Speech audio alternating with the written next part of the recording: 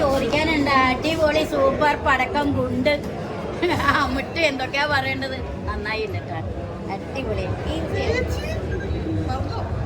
മറന്നില്ല. മായ old is gold.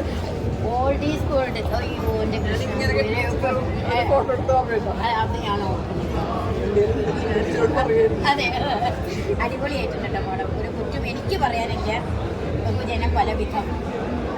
Okay, thank you. സൂരജിന്റെ romantic family thriller സിനിമയാണ് ധ്രുവ ഭാവയ ദുരദിത്താന സിനിമ. മികച്ച എൻഗേജിംഗ്.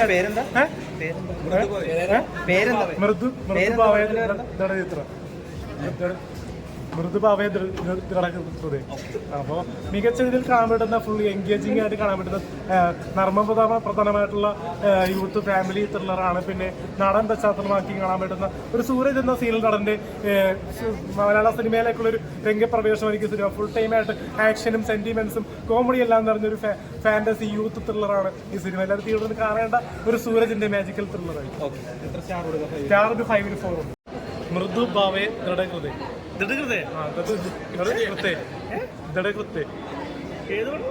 മലയാള സിനിമ സൂരജിന്റെ പടം.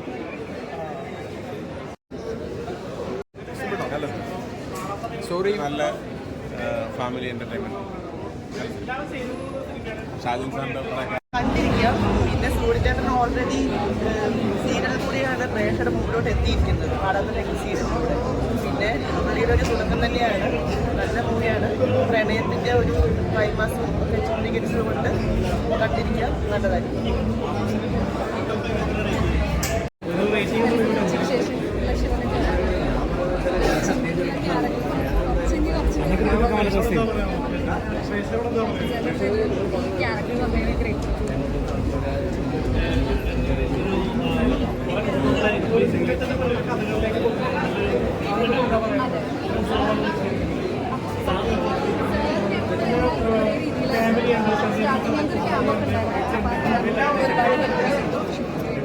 അപ്പം അങ്ങോട്ട് തുടങ്ങിയ ഫ്രണ്ട്ഷിപ്പാണ് എല്ലാ ക്യാരക്ടേഴ്സും. സാറ് ഞങ്ങൾക്കൊരു അവസരം മാത്രമല്ല, ഒരുപാട് നല്ല ഫ്രണ്ട്സിനെ കാണും.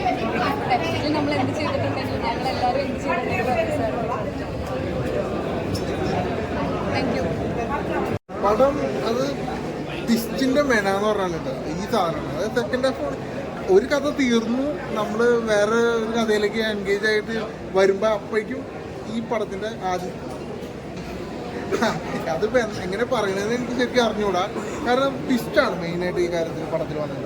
അത് എല്ലാവരും അഭിനയിച്ചപ്പോൾ എല്ലാവരും നല്ല കിടുക്കി ചെയ്തിട്ടുണ്ട്.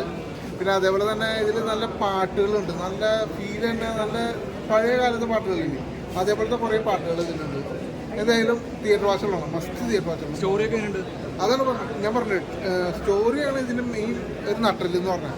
അതായത് ട്വിസ്റ്റിൻ്റെ മേളാന്ന് പറയില്ലേ, അതാണ് സംഭവം. ട്വിസ്റ്റിൻ്റെ മേളാണ് അത്. ക്ലൈമാക്സ് ഒക്കെ നമ്മൾ വിചാരിക്കാത്ത സംഭവമാണ്. ഇത് എങ്ങനെ ഇത് കൊണ്ടുവരണമെന്ന് നമ്മൾ സുരേഷ് കൃഷ്ണയില്ലേ മറ്റേ പുള്ളിയൊക്കെ നല്ല രസമായിട്ട് ചെയ്തിട്ടുണ്ട്. എന്തായാലും കൊള്ളാം.